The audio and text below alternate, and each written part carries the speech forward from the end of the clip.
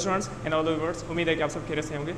जी तो स्टूडेंट्स, आज हमारा जो लेक्चर है ये वन शॉट लेक्चर है, ठीक है, न्यूट की फेज़ 2 के लिए। ओके, क्योंकि काफ़ी सारे स्टूडेंट्स ऐसे थे जिन्होंने 60 स्कोर किया, काफ़ी 70 और काफ़ी स्टूडेंट्स ऐसे थे जिन्होंने 40 और 50 तक स्कोर किया था। ओके, तो उन स्टूडेंट्स के लिए मैंने सोचा कि एक वन शॉट लेक्चर रिकॉर्ड करूँ जिसमें हम कंप्लीट फर्स्ट ईयर के साथ साथ क्लास 12 के इंपॉर्टेंट चैप्टर्स के क्वेश्चंस जो ज़्यादातर रिपीट हुए हैं 17 जून 18 जून पे टेस्ट पे। ओके, तो वो सारे क्वेश्चन भी हम डिस्कस करेंगे। उसी के साथ साथ हम क्लास फर्स्ट ईयर और क्लास इंटर को भी लेकर चलेंगे, मतलब उनके जो चैप्टर्स हैं इंपॉर्टेंट चैप्टर जिसमें डेरिवेटिव के क्वेश्चन आ रहे थे या ट्रिग्नोमेट्री के ज़्यादा क्वेश्चन पूछे जा रहे थे, उसके अलावा आपका जो चैप्टर था मैट्रिसेस का, तो उसी में से भी क्वेश्चन पूछे जा रहे थे। वो सारी चीज़ें हम इसमें डिस्कस कर लेंगे। ओके, तो बेटा अच्छे से वीडियो को लाजमी देखिएगा और वीडियो को कंप्लीट देखिएगा, सारी चीज़ें आपकी क्लियर हो जाएंगी। मतलब एक ही लेक्चर में आपका कंप्लीट क्लास 12 और क्लास फर्स्ट ईयर दोनों रिवाइज हो जाएंगे। उसी के साथ साथ 17 जून पे जो टेस्ट हुई थी, 18 जून पे टेस्ट हुई थी, इसमें कौन से क्वेश्चन मैथमेटिक्स के आए थे, वो सारे आपके एक ही वीडियो लेक्चर में रिवाइज हो जाएंगे। ओके, तो क्योंकि काफ़ी सारे स्टूडेंट ने ये सर बोला था कि सर आप एक वन शॉट लेक्चर रिकॉर्ड करें, तो मैंने इसके लिए ही रिकॉर्ड किया है। ओके, तो बेटा स्टार्ट करते हैं आज के इस लेक्चर को। इसमें न्यूट फेज़ 2 के लिए बेटा सबसे पहले क्वेश्चन नंबर 1 है कोस पाई बाय 2। तो बेटा पहले ही मैंने ट्रिग्नोमेट्री को ही डिफाइन किया है, तो उसका मेन मकसद ये है कि बेटा ट्रिग्नोमेट्री के ज़्यादातर क्वेश्चंस पूछे जाते हैं। ठीक है, अब इसमें है कोस पाई बाय 2। तो बेटा देखें, कोस पाई बाय 2 का मकसद होता है 90 डिग्री, तो कोस 90 की जो वैल्यू होती है वो होती है 0। ओके, कोस 90 की वैल्यू क्या होती है 0। अब इसमें ना ये जो टेबल है आपको याद होना चाहिए, कोस पाई की वैल्यू क्या होती है, कोस 0 डिग्री की वैल्यू क्या होती है, कोस 30 की क्या होती है, ये सारी चीज़ें आपको आनी चाहिए। नेक्स्ट है टेन पाई। तो बेटा टेन पाई की वैल्यू होती है 0।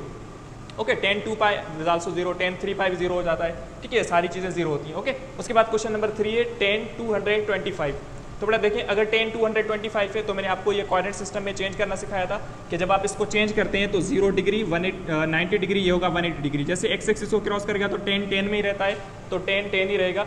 उसके बाद ये 180 को क्रॉस करके थर्ड क्वाड्रेंट में आएगा, तो जैसे ही थर्ड क्वाड्रेंट में आएगा तो टेन पॉजिटिव रहेगा, और 180 इस 225 से सब्ट्रैक्ट करेंगे तो बाकी जो वैल्यू बचेगी वो बचेगी 45। तो टेन 45 की वैल्यू होती है 1। इसी तरीके से आप ये सोल्व कर लें साइन 225। तो साइन अगेन देखेंगे आप क्वाड्रेंट कौन सा बन रहा है, पॉजिटिव नेगेटिव वैल्यू। उसके बाद ये कोस के लिए भी आप चेक करिएगा, कोस 225 की वैल्यू क्या होगी, ये सारी चीज़ें। ठीक है, उसके बाद क्वेश्चन जो ज़्यादातर पूछे जा रहे थे फेज़ 1 में वो थे पीरियड के, बेटा कि इस ट्रिग्नोमेट्री फंक्शन का पीरियड क्या है, इसका क्या है। तो पहले मैं आपको थोड़ा सा शॉर्ट में बता देता हूँ कि बेटा साइन और साइन का रेसिप्रोकल, मतलब साइन और कोसेक दोनों के पीरियड्स होते हैं 2 पाई। उसके अलावा कोस एंड सेक अगेन इनके पीरियड 2 पाई, और टेन एंड कोट इनके पीरियड्स पाई होते हैं। अब देखें, इस पे क्वेश्चन जो आपको गिवन है वो है कोस 2/3x का पीरियड बताना है। तो बेटा देखें, मैंने आपको क्या बताया था, ये जो वैल्यू है इसको आप किसके बराबर रखेंगे, 2/3x को इसकी पीरियड के बराबर रखें।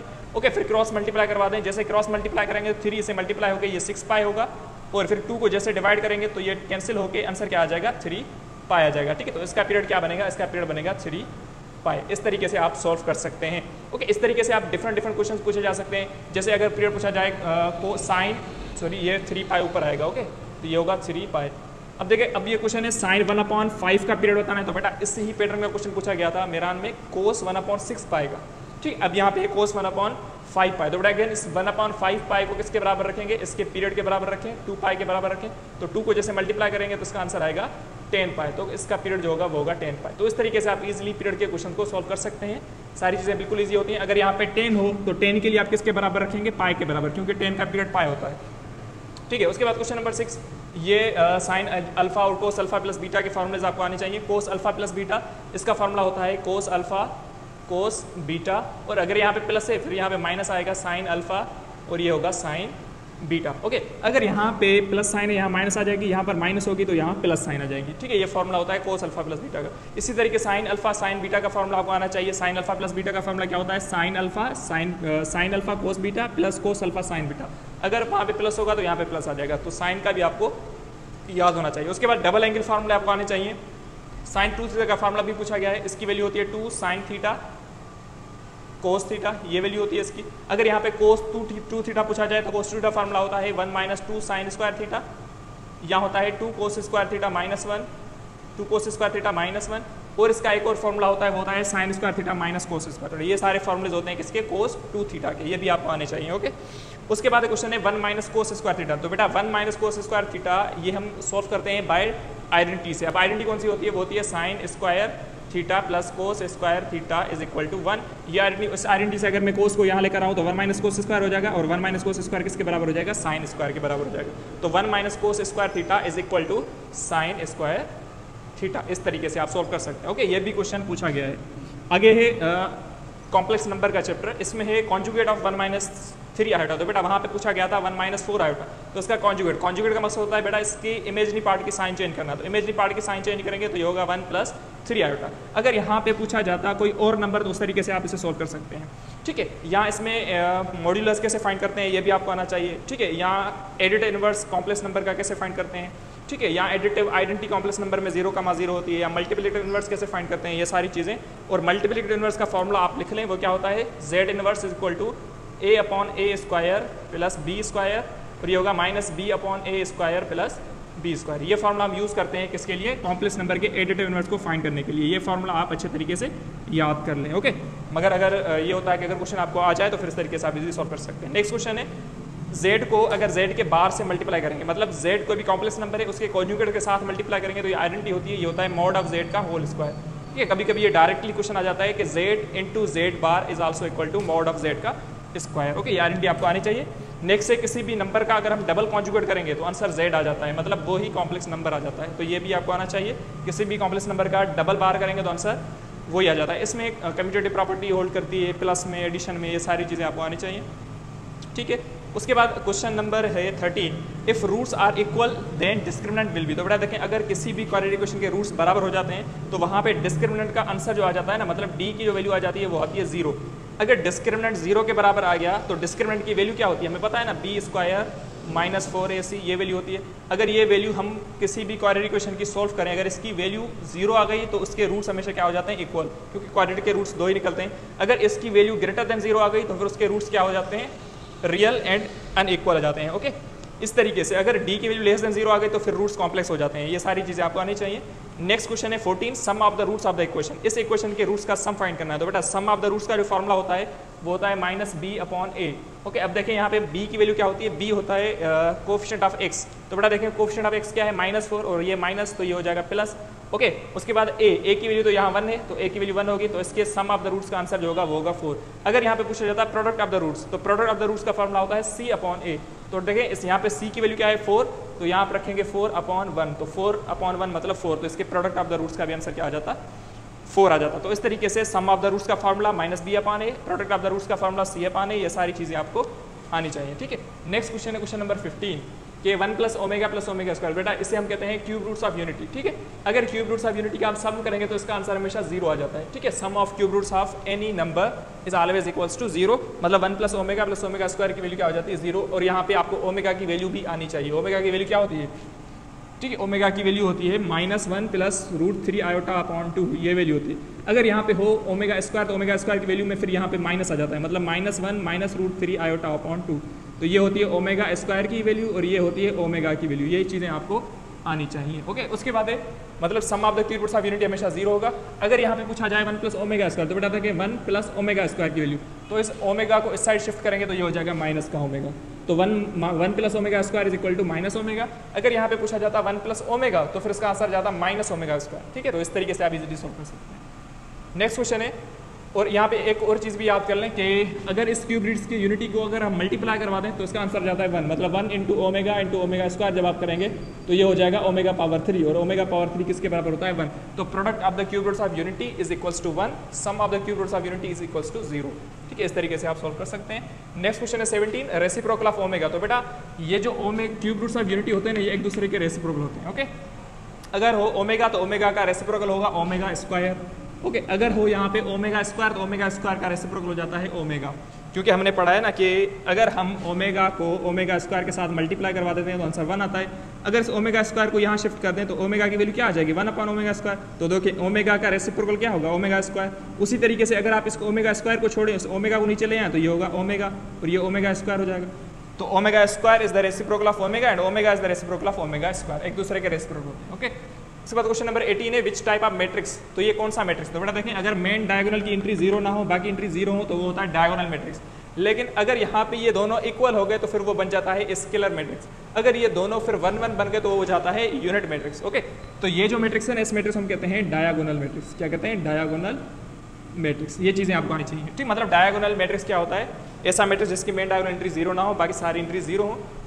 ठीक है। स्केलर मैट्रिक्स वो होता है जिसकी मेन डायगोनल एंट्रीज सेम हो, बाकी सारी जीरो हो, और यूनिट मैट्रिक्स वो होता है जिसकी मेन डायगोनल एंट्रीज में 1 1 हो, ठीक है। ये सारी चीज़ें। उसके बाद स्क्वायर मैट्रिक्स वो होता है जिसकी रोज एंड कॉलम्स बराबर हो, रेक्टेंगुलर मैट्रिक्स वो होता है जिसकी रोज एंड कॉलम्स बराबर ना हो, ठीक है। तो ये भी चीज़ें आपको आनी चाहिए। नेक्स्ट क्वेश्चन है फाइंड द एडजॉइंट। तो इस मैट्रिक्स का एडजॉइंट, तो बेटा देखें 2/2 मैट्रिक्स का एडजॉइंट हम किस तरीके से फाइंड करते हैं। इसकी मेन डायगोनल एंट्रीज को एक्सचेंज करें, मेन डायगोनल की एंट्रीज को एक्सचेंज करें और इस सेकेंडरी डायगोनल एंट्रीज की साइन चेंज करें, तो दोनों की साइन चेंज करेंगे तो ये बन जाएगा इसका एडजॉइंट।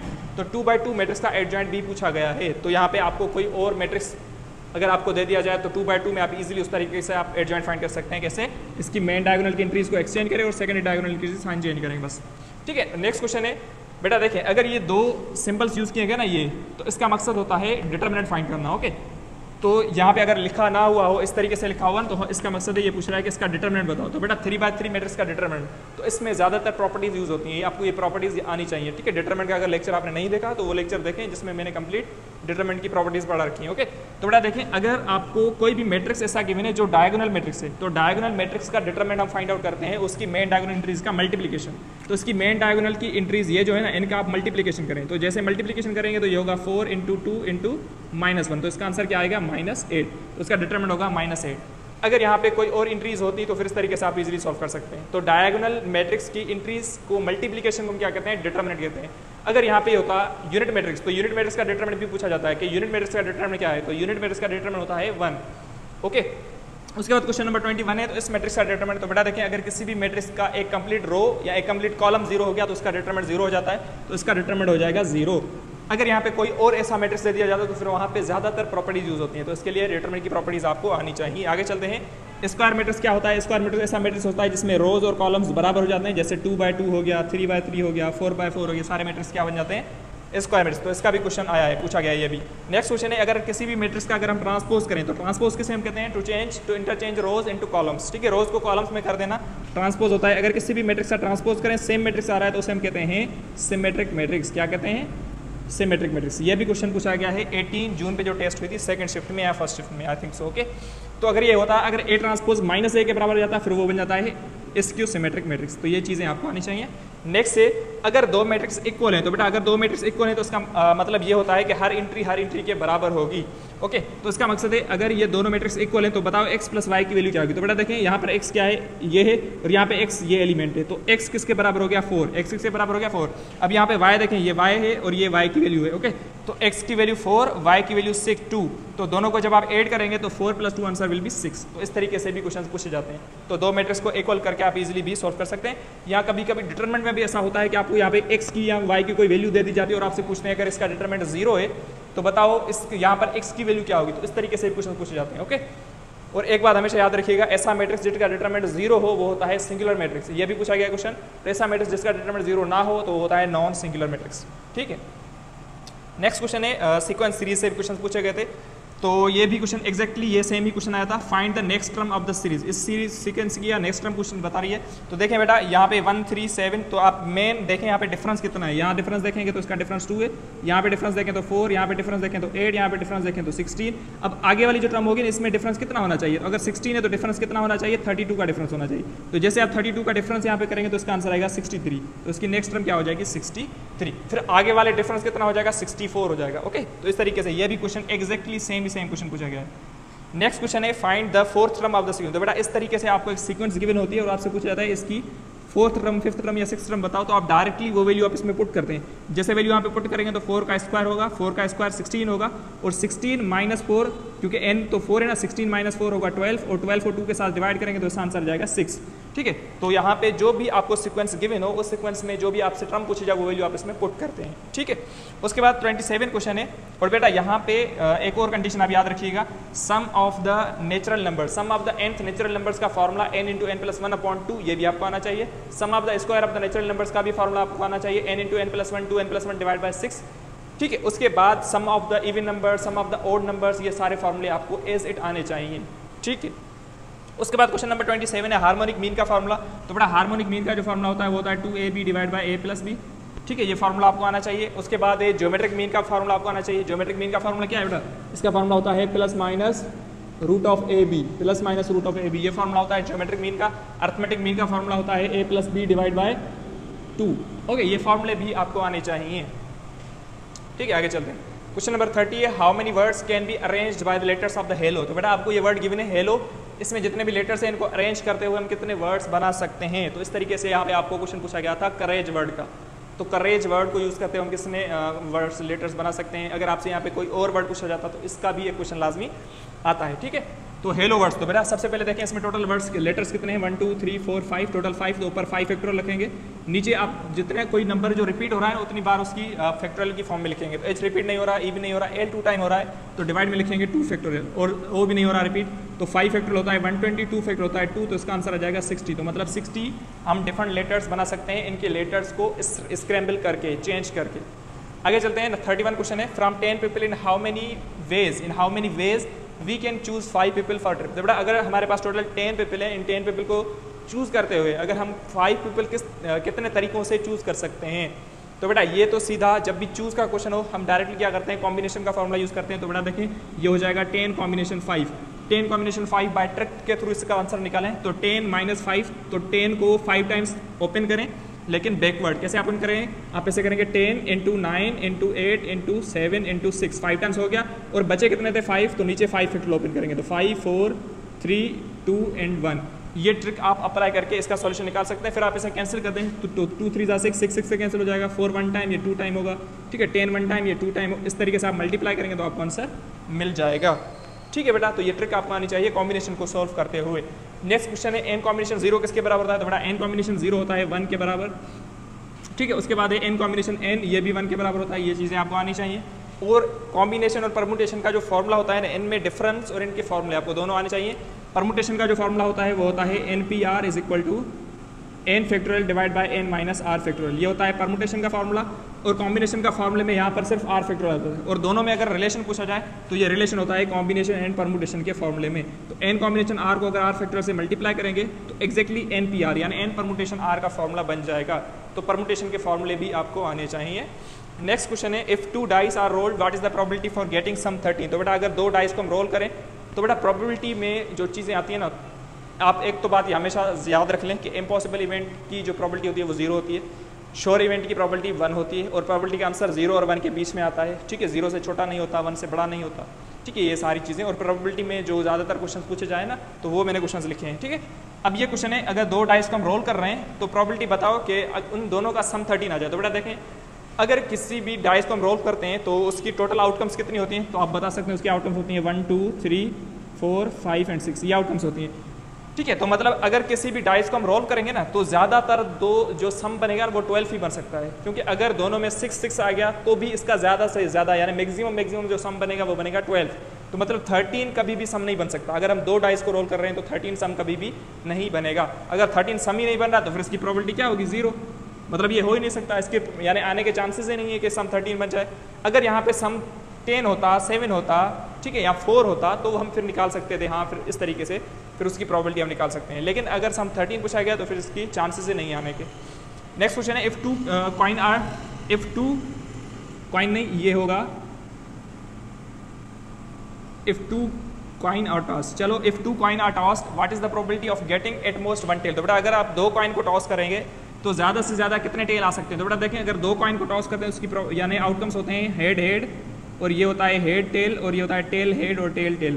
तो बेटा देखें ज़्यादा से ज़्यादा मकसद ये है कि ज़्यादा से ज़्यादा 2 टेल, तो मतलब हम 2 टेल भी यूज़ करेंगे, 2 टेल भी यूज़ करेंगे और 1 टेल वाले भी हम यूज़ करेंगे। ओके, मतलब 2 टेल वाले भी हम यूज़ करेंगे और 1 टेल। एटमोस्ट का मकसद ये होता है अगर ये होता एटलीस्ट 2 टेल, ठीक है, तो फिर हम उस तरीके से इसे सॉल्व करते हैं। तो इस तरीके से एटमोस्ट एटलीस्ट पे भी क्वेश्चन पूछे जाते हैं। तो एटमोस्ट टेल का मकसद क्या है, ज़्यादा से ज़्यादा 2 टेल, मतलब हम 1 टेल भी यूज़ कर सकते हैं। तो फेवरेबल आउटकम्स आप देखेंगे, फेवरेबल आउटकम्स कितने हुए 3, और टोटल आउटकम्स कितने हैं 4, तो 3/4 इसका आंसर जाता है। अगर यहाँ पे होता एटमोस्ट 2 हेड तो भी इसका आंसर जाता 3/4।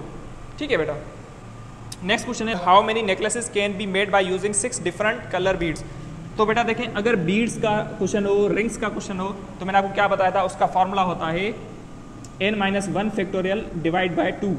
अगर यहाँ पे सर्किल का क्वेश्चन होता या सर्किल या राउंड टेबल का क्वेश्चन होता है ना, तो फिर उसका आंसर आ जाता है डायरेक्टली n-1 फैक्टोरियल से। तो ये फॉर्मूले हम यूज़ करते हैं जब भी राउंड टेबल या सर्किल का क्वेश्चन हो तो n-1 फैक्टोरियल, जब भी नेकलेसेस का क्वेश्चन हो या रिंग्स का क्वेश्चन हो तो हम यूज़ करते हैं n-1 फैक्टोरियल डिवाइड बाय 2।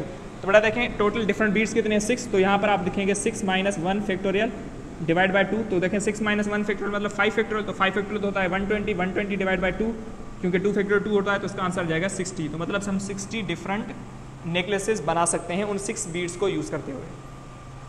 ठीक है, तो यहाँ तक ये हमारा सेक्शन। अब आगे वाले जो लेक्चर्स हैं और क्वेश्चंस हम कोशिश करेंगे टोटल 100 तक क्वेश्चंस हम सॉल्व करें, और उन 100 तक के इंशाल्लाह आपके जो क्वेश्चंस हैं ना वो म्यूट में आ सकते हैं। ठीक है, उसके बाद जो बाद वाले क्वेश्चंस हैं वो हम डिस्कस करते हैं। अब इसमें क्वेश्चन नंबर 40 है, वो है कि पीरियड ऑफ 2 sin x। तो बेटा हमने ये पढ़ा था ना कि sin x cos x इनके पीरियड्स होते हैं 2 पाई। ओके, तो sin x का पीरियड क्या है 2 पाई। अगर यहाँ पे x का कोई ना कोई मल्टीपल होता तो फिर हम क्या करते हैं, इसको उसके पीरियड के बराबर रख देते हैं। तो हम सिंपल 2 sin x है तो इसका पीरियड क्या होगा 2 पाई होगा। अगर यहाँ पे होता sin 2x का पीरियड, जैसे होता sin 2x का पीरियड, तो हम क्या करते हैं इस 2x को क्या करते हैं 2 पाई के बराबर कर देते हैं, 2 पाई के बराबर। तो ये 2 कैंसिल हो जाता तो इसका पीरियड आ जाता पाई। ठीक है, तो इस तरीके से हम सॉल्व करते हैं। लेकिन अगर यहाँ पे सिर्फ 2 sin x है तो फिर इसका पीरियड क्या होगा 2 पाई होगा। ओके, उसके बाद नेक्स्ट क्वेश्चन है डेरिवेटिव ऑफ 2/x³। ठीक है, 2/x³ की डेरिवेटिव हमें फाइंड करनी है। तो अब बेटा देखें सिंपल आप क्या करें, 2/x³ है तो इस x³ को पहले आप ऊपर ले जाएं तो उसका पावर क्या हो जाएगा नेगेटिव, x³ को आप ऊपर ले जाएं तो उसका पावर हो जाएगा नेगेटिव। ये क्वेश्चन आया है। ओके, अब इसकी डेरिवेटिव कैसे करते हैं, पावर नीचे और पावर में से एक कम, तो जैसे ही -3 नीचे आएगा तो ये हो जाएगा -6, x पावर -3 में से एक कम करेंगे तो ये होगा -4। ओके, अब ये पावर हमें पॉजिटिव करना है तो हम क्या करते हैं -6 इसे डिवाइड में ले जाते हैं, तो -6 डिवाइड बाय x पावर 4 इसका आंसर हो जाएगा। तो इस तरीके से आप डेरिवेटिव फाइंड आउट करते हैं। ठीक है, ये क्वेश्चन आ चुका है 18 या 17 डेट पे जो टेस्ट हुई थी मेरा की। ठीक है, उसके बाद नेक्स्ट क्वेश्चन है कि डेरिवेटिव ऑफ e⁻²। बेटा तो इस टाइप का भी क्वेश्चन पूछा गया है। अब बेटा देखें e क्या है, एक नंबर और उसके ऊपर पावर भी कोई नंबर है, तो नंबर के ऊपर पावर नंबर है तो इट मीन्स ये टोटल क्या हो जाएगा कांस्टेंट हो जाएगा। तो अगर ये कांस्टेंट है तो कांस्टेंट की डेरिवेटिव हम सिंपल क्या लेते हैं 0 लेते हैं, तो इट मीन्स इसकी डेरिवेटिव क्या हो जाएगी 0 हो जाएगी। तो इस तरीके से आप सॉल्व कर सकते हैं। नेक्स्ट क्वेश्चन है integration of x power n dx। तो बेटा देखें ये भी क्वेश्चन पूछा गया है कि अगर x पावर n टाइप का कोई भी फंक्शन है तो उसकी इंटीग्रेशन हम कैसे फाइंड करते हैं, इसके पावर में एक प्लस करते हैं, इसके पावर में एक प्लस करें और वही डिवाइड में, तो वही डिवाइड में लगाते हैं प्लस c। अगर ये x पावर n है तो क्या करेंगे n+1 divide by n+1 plus c। इस तरीके से आप इनकी डेरिवेटिव कर सकते हैं। अगर यहाँ पे होता x² तो उसकी डेरिवेटिव क्या हो जाती है x³/3। अगर यहाँ पे होता x पावर 4 तो उसकी डेरिवेटिव क्या आ जाती है x⁴/4। ठीक है, इस तरीके से आप इजीली सॉल्व कर सकते हैं इंटीग्रेशन के क्वेश्चन को। नेक्स्ट ट्रिग्नोमेट्री की इंटीग्रेशन है कि इंटीग्रल ऑफ sin 2x। तो बेटा सबसे पहले देखें sin x की इंटीग्रेशन होती है -cos x। sin x की इंटीग्रेशन क्या होती है -cos x। तो यहाँ पे देखें ये तो हो जाएगी -cos 2x। उसके बाद हम क्या करते हैं, अगर यहाँ पे कोई ना कोई एंगल का मल्टीपल है तो उसकी डेरिवेटिव हम नीचे लगा देते हैं। तो बेटा देखें 2x है इसके एंगल के मल्टीपल में, तो डिवाइड में क्या आ जाएगा 2 आ जाएगा। तो sin 2x की डेरिवेटिव इंटीग्रेशन जो होगी वो होगी -cos 2x/2 प्लस c। इस तरीके से आप इंटीग्रेशन निकालते हैं। ठीक है, उसके बाद इंटीग्रेशन ऑफ sin x। तो बेटा sin x की सीधी सीधी इंटीग्रेशन क्या हो जाएगी -cos x। अगर यहाँ पे होता cos x तो cos x इंटीग्रेशन होती है sin x। ये सारी चीज़ें आपको आनी चाहिए। उसके बाद इंटीग्रल ऑफ cos x। तो बेटा cos x की इंटीग्रेशन होती है sin x। ओके, उसके बाद है क्वेश्चन नंबर 47। क्वेश्चन नंबर 47 क्या है, a⁻2x की इंटीग्रेशन निकालनी है। तो बेटा देखें अगर a⁻x टाइप का कोई भी फंक्शन होता है तो हम क्या करते हैं, पहले इसे सेम लिखते हैं। ठीक है, फिर उसके पावर की डेरिवेटिव करते हैं। तो पावर में है 2x, इसकी डेरिवेटिव हो जाएगी 2। फिर जिसके ऊपर पावर होता है ना उसके साथ हम क्या लगा देते हैं log लगा देते हैं, तो log a। तो इस तरीके से आप इसकी इंटीग्रेशन निकाल सकते हैं जब भी आपको कोई भी एक्सपोनेंशियल फंक्शन गिवन होगा। अगर यहाँ पर e होता तो e⁻x की इंटीग्रेशन हम e⁻x ही लेते हैं। ये तो बिल्कुल ईजी है। ये सारी चीज़ें यानी डेरिवेटिव में इंटीग्रेशन में सारी चीज़ें आपको आनी चाहिए। ठीक है, उसके बाद है बेटा रेसिप्रोकल ऑफ cosec x। तो बेटा रेसिप्रोकल cosec x से क्या होता है sin x। ठीक है, तो cosec x का रेसिप्रोकल, तो अगर आप cosec x को रेसिप्रोकल करेंगे ठीक है तो ये हो जाएगा 1/cosec x, और 1/cosec x का मकसद क्या होता है sin x। अब देखें ना अगर हम इसका रेसिप्रोकल करेंगे तो ये क्या हो जाएगा 1/cosec x, तो 1/cosec x sin x के बराबर होता है। तो sin x का रेसिप्रोकल cosec x होता है और cosec x का sin x होता है। ठीक है, उसके बाद देखें क्वेश्चन नंबर 49। ये लिमिट का क्वेश्चन है, limit x approach to infinity 1 + 1/x power x। तो बेटा ये डायरेक्टली थ्योरम पूछा गया था 18 जून पे जो टेस्ट हुई थी कि अगर यहाँ पे limit x approach to infinity है तो इसका आंसर क्या आना चाहिए, तो ये आइलर थ्योरम होता है, इसका आंसर डायरेक्टली ई आ जाता है। ओके, अगर यहाँ पे जो भी है अगर इसका रेसिप्रोकल ऊपर है तो फिर हम क्या करते हैं इसकी इंटीग्रेशन यानी लिमिट जो होगी डायरेक्ट ई आ जाती है। ओके, अगर यहाँ पे इसका यानी ये अगर रेसिप्रोकल ना होता तो हम क्या करते हैं इसको थ्योरम की फॉर्म में लेकर आते हैं। ठीक है, सपोज अगर यहाँ पे 2 होता तो हम क्या करते यहाँ पे 2 डिवाइड करवा देते और यहाँ पे 2 मल्टीप्लाई करवा देते, तो ये अंदर जो वाली चीज़ है ना ये क्या बन जाती थ्योरम की फॉर्म बन जाती। अगर ये थ्योरम की फॉर्म बन जाती तो ये पूरा ई हो जाता और ई के ऊपर पावर क्या आ जाता 2 आ जाता। तो इस तरीके से इसका आंसर आ जाता। ठीक है, तो अगर थ्योरम की फॉर्म नहीं होगी तो फिर हम क्या करेंगे उसे थ्योरम की फॉर्म में कन्वर्ट करेंगे। लेकिन ये क्वेश्चन ये पूछा गया था मेरान में। ठीक है, उसके बाद question number 50। Limit x approach to zero sine 2x upon x. तो बेटा ये सैंडविच थ्योरम होता है कि लिमिट अगर एक्स अप्रोच टू जीरो है तो साइन एक्स अपॉन एक्स का आंसर हमेशा 1 आता है, लेकिन यहाँ पे साइन 2x अपॉन एक्स, तो साइन 2x अपॉन एक्स का आंसर क्या आएगा 2 आएगा। अगर यहाँ पे होता साइन 4x अपॉन एक्स तो आंसर 4 आ जाता। ठीक है, तो इस तरीके से हम इजीली सॉल्व कर सकते हैं। और यही 10x में भी वेरीफाई होता है। अगर यहाँ पे होता है ना limit x approach to zero 10 2x upon x तो भी इसका आंसर 2 ही आता है। ठीक है, तो 10 के लिए भी वेरीफाई होता है और साइन के लिए भी ये वैलिड होता है। उसके बाद 51 क्वेश्चन है limit x approach to zero e power x minus 1 upon x. तो बेटा e पावर x अगर e के ऊपर जो भी पावर अगर वो डिवाइड में है तो फिर इसका आंसर जाता है log e। क्या आता है log e, और हमें पता है log e 1 के बराबर होता है, तो इसका आंसर डायरेक्टली हम क्या लेते हैं 1 लेते हैं। तो limit x approach to zero a power x minus 1 upon x का आंसर हमेशा क्या आता है 1, या कभी कभी log e भी ऑप्शन में गिवन होता है तो ये ऑप्शन पे डिपेंड करता है। लेकिन अगर यहाँ पे होता a power x minus 1 upon x तो फिर इसका आंसर क्या आ जाता है log a। ठीक है, इस तरीके से आप सोल्व कर सकते हैं। नेक्स्ट क्वेश्चन देखें, वो है limit x approach to infinity 1 upon 2 power x. तो बेटा देखें जैसे आप यहाँ पे डायरेक्ट लिमिट पुट करेंगे तो ये हो जाएगा 1 अपॉन 2 पावर इन्फिनिटी, और हमें पता है ना 1 अपॉन 2 पावर इन्फिनिटी का मतलब क्या होता है इन्फिनिटी।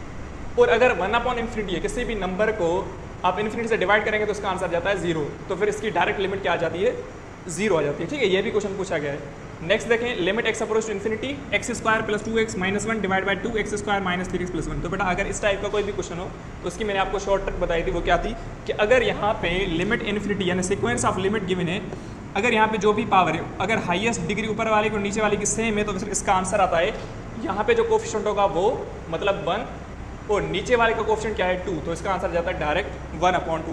या आप ऐसा भी कर सकते हैं, ऊपर आप क्या करें एल हॉस्पिटल रूल अप्लाई करके भी इसका आंसर निकाल सकते हैं। पहले आप ऊपर वाले के डेरिवेटिव करें फिर नीचे वाले के डेरिवेटिव करें, फिर आप इजीली इस तरीके से आप इसका आंसर, या हम ऐसा करते हैं कि यहाँ पे ये जो हाईएस्ट पावर है ना उसे आप कॉमन लेकर भी इसे सोल्व कर सकते हैं। जैसे अगर एक्स स्क्वायर कॉमन लेंगे और नीचे भी एक्स स्क्वायर कॉमन लेके फिर लिमिट पुट करेंगे तो आंसर इसका सेम ही 1 अपॉन 2 आ जाएगा, लेकिन इसकी शॉर्ट ट्रिक ये होती है। नेक्स्ट क्वेश्चन है limit x approach to zero a power x minus 1 upon x. तो बेटा यही चीज़ मैंने आपको बताया ना, अगर limit x approach to zero हो e पावर x होता है तो आंसर log e आता है, अगर a पावर x है तो इसका आंसर आ जाएगा log a। ठीक है, उसके बाद क्वेश्चन नंबर 55 है डेरिवेटिव ऑफ log x। तो बेटा log x की डेरिवेटिव होती है 1 अपॉन x। ठीक है, अगर यहाँ पे होता log x स्क्वायर तो ये होगा x स्क्वायर इंटू फिर 2x करते इसकी, क्योंकि दोबारा हमें डेरिवेट करनी है तो और x से कैंसिल हो जाएगा, आंसर आ जाएगा 2 अपॉन x। ठीक है, तो इस तरीके से अगर log x स्क्वायर होता तो, लेकिन log x की डेरिवेटिव 1 अपॉन x होती है। क्वेश्चन नंबर 56 से if f of x equal to 3x minus 1 find f of 0। बेटा इसी टाइप का क्वेश्चन पूछा गया था कि अगर ये फंक्शन आपको गिवन और आपसे पूछा जाए f ऑफ 0 बताओ, आप डायरेक्टली ये वैल्यू उसमें पुट करते हैं। जैसे आप 0 पुट करेंगे तो इसका आंसर आ जाएगा -1। ठीक है, और इसी टाइप का आपको एक फंक्शन गिवन होगा और उसका इनवर्स भी फाइंड करने के लिए पूछते हैं, तो इनवर्स भी आप इजीली फाइंड आउट कर सकते हैं। नेक्स्ट क्वेश्चन है if f of minus x equal to f of x then f of x is. तो बेटा अगर ये कंडीशन पूछी जाए, ये किसकी कंडीशन होती है, ये कंडीशन होती है इवन फंक्शन की। अगर इवन फंक्शन वो होता है जो हम उसमें -x तो भी पुट करें तभी आंसर f ऑफ x ही आ जाए, तो ये कंडीशन होती है किसकी इवन फंक्शन की। अगर यहाँ पे होता है ना f of -x equal to -f of x तो फिर ये ओड फंक्शन की कंडीशन बन जाती है। नेक्स्ट क्वेश्चन है 58 f of x equal to cos x। तो बेटा cos x कौन सा फंक्शन है, तो cos x हमेशा इवन फंक्शन होता है। हमें पता है cos x और sec x दोनों इवन होते हैं, बाकी सारे फंक्शन जो ट्रिग्नोमेट्रिक होते हैं वो सारे ओड होते हैं। नेक्स्ट क्वेश्चन है स्ट्रेट लाइन से इंक्लाइनेशन ऑफ y एक्सिस। तो बेटा देखें x एक्सिस y एक्सिस, तो ये होता है x एक्सिस 0 डिग्री, ये होता है y एक्सिस 90 डिग्री। तो x एक्सिस की इंक्लाइनेशन होती है 0 डिग्री और y एक्सिस की इंक्लाइनेशन क्या होती है 90 डिग्री। अगर y एक्सिस का पूछा जा रहा है तो उसकी 90 डिग्री करेक्ट आंसर होगा। ठीक, क्वेश्चन नंबर 60 है slope of a line parallel to x axis. तो बेटा देखें क्योंकि हमें ना पता है कि स्लोप का जो हम फॉर्मूला लेते हैं ना वो लेते हैं m is to tan theta लेते हैं। अगर x एक्सिस पूछा जा रहा है तो x एक्सिस की इंक्लाइनेशन 0 डिग्री और यहाँ पे आप 0 डिग्री पुट करेंगे तो tan 0 0 आ जाता है। अगर कोई भी line parallel to x axis होगी ना तो भी उसका स्लोप क्या आ जाता है 0, मतलब x एक्सिस का स्लोप भी 0 और उसकी line parallel to x axis होगी तो भी उसका स्लोप क्या आ जाता है 0 आ जाता है। ओके, अगर आपसे पूछा जाए y एक्सिस का स्लोप बताओ तो आप देखें y एक्सिस की एंगल 90 डिग्री, आप tan में 90 डिग्री पुट करेंगे तो आंसर क्या आ जाता है इनफाइनाइट। तो y एक्सिस की जो यानी स्लोप होता है वो होता है इनफाइनाइट और x एक्सिस का स्लोप होता है वो होता है 0। ठीक है, क्वेश्चन नंबर 61 है slope of a line y equal to 3x minus 1। तो बेटा देखें हम ये लाइन पढ़ते हैं ना, लाइन की कौन सी फॉर्म पढ़ते हैं y is equal to mx plus c। ठीक है, स्लोप इंटरसेप्ट फॉर्म पढ़ते हैं और यहाँ पे ये m जो है ना ये रिप्रेजेंट करता है स्लोप को। तो बेटा देखें यहाँ पे m की वैल्यू क्या है 3, अगर m की वैल्यू 3 है तो इसकी लाइन का स्लोप क्या हो जाएगा 3। तो इस तरीके से आपको एक इक्वेशन गिवन थी और आपसे पूछा जाता है इसका स्लोप बताओ, तो ये इस इक्वेशन को आप इसकी यानी स्लोप इंटरसेप्ट फॉर्म से कंपेयर करेंगे तो आपको पता चल जाएगा। और ये c जो होता है ना c हमें कहते हैं y इंटरसेप्ट, तो ये -1 क्या है y इंटरसेप्ट है। ठीक है, उसके बाद क्वेश्चन है 2 lines are parallel their slopes will be. अगर बेटा 2 लाइन्स पैरेलल हो गई ना तो उनका स्लोप्स हमेशा क्या हो जाते हैं इक्वल। ठीक है, तो उन दोनों के स्लोप्स क्या होंगे इक्वल। अगर दो लाइंस परपेंडिकुलर हो गई तो उनके स्लोप्स नेगेटिव रेसिप्रोकल होता है। मतलब ऐसा होता है कि अगर दो लाइंस परपेंडिकुलर हैं तो दोनों की स्लोप्स को जब आप मल्टीप्लाई करेंगे तो आंसर आता है -1। If slopes are negative reciprocal of each other then lines will be perpendicular. इस तरीके से क्वेश्चन पूछा जाता है। ठीक है, उसके बाद आगे देखें question number 63, distance of a point 4,3 from origin. तो बेटा देखें ओरिजिन का मकसद ये होता है 0,0। ओरिजिन का मकसद क्या होता है 0,0। तो अगर इस लाइन का ओरिजिन से डिस्टेंस फाइंड करना है तो उसका फॉर्मूला हम डायरेक्टली पढ़ते हैं x² + y²। ठीक है, अब यहाँ पे फॉर्मूला हमने पढ़ा है ना कि x2 - x1 whole square y2 - 1, लेकिन ये 0,0 तो 0 रखने की जरूरत नहीं है, हम डायरेक्टली ये वैल्यू रखते हैं। तो x है 4 का स्क्वायर करेंगे तो 16, 3 का स्क्वायर करेंगे तो 9, 9 + 16 25 होगा, 25 का रूट क्या होगा 5 हो जाएगा। तो इसका जो डिस्टेंस होगा वो होगा 5 यूनिट्स। ठीक है, इस तरीके से आप निकाल सकते हैं। नेक्स्ट क्वेश्चन है point 3,4 lies dash of a circle. तो बेटा देखें ये सर्किल है।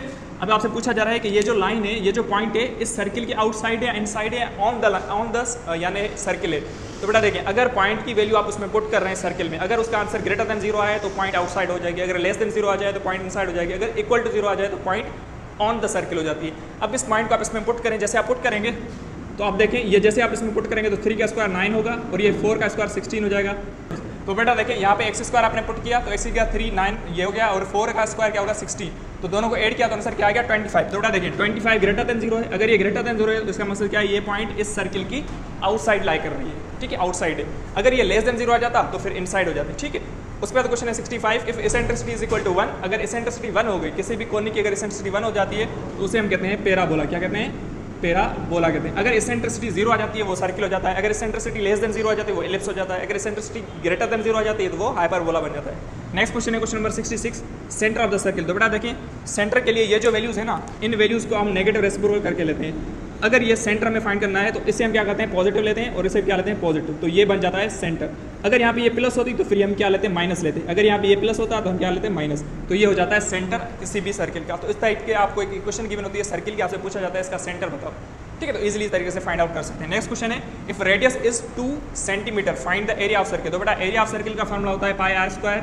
पाई और r की वैल्यू 2 रखेंगे तो 2 का स्क्वायर तो ये हो जाएगा 4 पाई स्क्वायर 4 पाई इसका क्या हो जाएगा एरिया हो जाएगा। अब पाई की वैल्यू आप पुट करेंगे 3.14 तो आप इसे सॉल्व करेंगे तो एरिया आपको मिल जाएगा। ठीक है, उसके बाद नेक्स्ट जो है ना ये एक्सपेंशन। तो बेटा ये एक्सपेंशन डायरेक्टली पूछी गई थी। तो मैंने अब क्या बताया था, जब भी इस टाइप की कोई भी एक्सपेंशन हो बायनॉमियल थ्योरम में हम पढ़ते हैं तो अगर यहाँ पे माइनस है ऊपर भी माइनस है तो इसकी सीरीज चलेगी सारी टर्म्स पॉजिटिव में 1 + x + x² + x³ इस तरीके से। ओके, अगर यहाँ पे प्लस से ऊपर माइनस है तो इसकी सीरीज अल्टरनेटिव चलती है 1 - x + x² - x³ + x⁴ इस तरीके से हम लेते हैं। ओके, तो ये सीरीज आपको बेटा इंपॉर्टेंट है, आपको आनी चाहिए। अब आपसे ये पूछा जाता है इसकी 4th टर्म बताओ 6th टर्म बताओ, इस तरीके से क्वेश्चन पूछे जाते हैं। या बायनॉमियल थ्योरम में ये क्वेश्चन पूछा जाता है टोटल टर्म्स, इसमें टोटल टर्म्स कितनी है तो इसके पावर को देखेंगे। अगर पावर आपका यहाँ पे पॉजिटिव है तो इसकी टोटल टर्म्स जो होगी n+1 होगी। अगर ये पावर 4 है तो इसमें 5 टर्म्स होगी। अगर ये पावर 10 हो जाता है उसकी 11 टर्म्स हो जाती हैं। मगर अगर ये n नेगेटिव हुआ तो फिर इसमें इनफाइनाइट टर्म्स हो जाती हैं। ये भी आपको चीज़ याद रखनी है। अगर ये n पॉजिटिव है तो इसमें n+1 टर्म्स, अगर ये n नेगेटिव हुआ तो फिर इसमें इनफाइनाइट टर्म्स आ जाती हैं। ठीक है, उसके बाद है how many middle terms of the expansion. तो बेटा अगर इस एक्सपेंशन को आप ओपन करेंगे तो इसकी मिडिल टर्म्स कितनी होंगी, तो फिर हम इसको n को देखते हैं। अगर ये n ओड है, अगर ये n क्या हुआ ओड हुआ तो इसकी 2 मिडिल टर्म्स होती हैं 2। अगर ये n इवन हुआ तो इसकी 1 मिडिल टर्म होती है। ठीक है, ये चीज़ें आपको आनी चाहिए।